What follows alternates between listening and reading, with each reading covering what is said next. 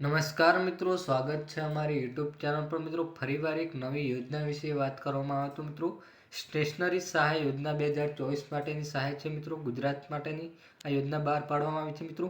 Book store ખોલવા માટે મળશે સરકાર તરફથી સહાય મિત્રો, 1 લાખની સહાય મળશે મિત્રો। સંપૂર્ણ વિગતવાર માહિતી જોઈએ આગળ વિડીયોમાં। એના પહેલાં અમારી ચેનલ પર નવા હો તો ચેનલને સબસ્ક્રાઈબ કરી દેવી, કારણ કે આવનારી સરકારી ભરતી, સરકારી યોજના કે સરકારી ભરતીની માહિતીની અપડેટ સૌપ્રથમ તમારા મોબાઈલના નોટિફિકેશન પર જણાવવામાં આવશે। તો મિત્રો, જોઈ લઈએ દુકાન સહાય યોજનાની સંપૂર્ણ વિગતવાર માહિતી આગળ વિડીયોમાં। તો મિત્રો, યોજનાનું નામ છે સ્ટેશનરી દુકાન સહાય યોજના। સંસ્થા છે આદિજાતિ વિકાસ નિગમ। યોજનાનો પ્રકાર છે રાજ્ય સરકાર, રાજ્ય ગુજરાત। સહાયની રકમ છે મિત્રો 1 લાખની સહાય આપવામાં આવશે। સત્તાવાર વેબસાઇટ અહીં આપવામાં આવી છે, ત્યાં જઈને ઓનલાઈન અરજી કરવાની રહેશે। સ્ટેશનરી દુકાન સહાય યોજના વિશે દસ્તાવેજ વિશે વાત કરવામાં આવે તો Aadhaar card, photo, ration card, ચૂંટણી card, light bill, PAN card, કરવેરાની રસીદ, જાતિનો દાખલો, આવકનો દાખલો, ધંધાનો અનુભવનું સર્ટિફિકેટ તથા તાલીમનું સર્ટિફિકેટ જેટલા દસ્તાવેજો જોશે। દુકાન સહાય યોજનામાં લાભ કોણ લઈ શકે? તો અરજદાર આદિજાતિના હોવા જોઈએ, અરજદાર સ્ટેશનરી તથા સંબંધિત બિઝનેસની તાલીમ લીધેલી હોવી જોઈએ તથા બુક સેલરમાં કામ કરેલું હોવું જોઈએ।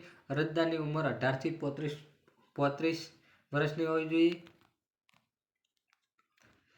ગ્રામ્ય વિસ્તારમાં રહેતા અરજદારની વાર્ષિક આવક 1,20,000થી ઓછી હોવી જોઈએ। શહેરમાં રહેતા અરજદારની વાર્ષિક આવક 1,50,000થી ઓછી હોવી જોઈએ।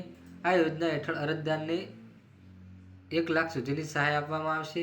કેટલી સહાય મળશે? તો સ્ટેશનરી દુકાન સહાય યોજનામાં અરજદારને 1 લાખ સુધીની લોન સહાય મળશે, જેમાં અરજદારને વાર્ષિક વ્યાજ 4%, અરજદારનો એક હપ્તો કુલ લોન રકમના 10% રહેશે। જો અરજદાર લોન ભરવામાં વિલંબ કરશે તો તેને 2% વ્યાજ દંડ સ્વરૂપે વધારી લેવામાં આવશે। જો અરજદાર લોન ભરપાઈ સમય પહેલા કરી નાખે, અરજદાર લોનની ભરપાઈ સમય પહેલા કરી છે તો પણ તે કરી શકે છે। સ્ટેશનરી દુકાન સહાય યોજનાની અરજી કઈ રીતે કરવી? તો સ્ટેશનરી દુકાન સહાય યોજનાનો લાભ લેવા માટે અરજદારની અરજી ઓફલાઈન કરવાની રહેશે। આ યોજનાનું ફોર્મ તેમ આદિજાતિ વિકાસના કોર્પોરેશન વેબસાઇટ પર જઈને ભરવાનું રહેશે। સ્ટેશનરી દુકાન સહાય યોજનામાં અરજી ક્યાં મોકલવાની? તો અરજી ફોર્મ ભર્યા બાદ આદિજાતિના અરજદાર આ ફોર્મ તમારો તાલુકા આદિજાતિ પ્રયોજન વહીવટદારને મોકલવાનું થશે। બિન આદિજાતિ અરજદારને મદદનીશ કમિશનરને મોકલવાનું રહેશે।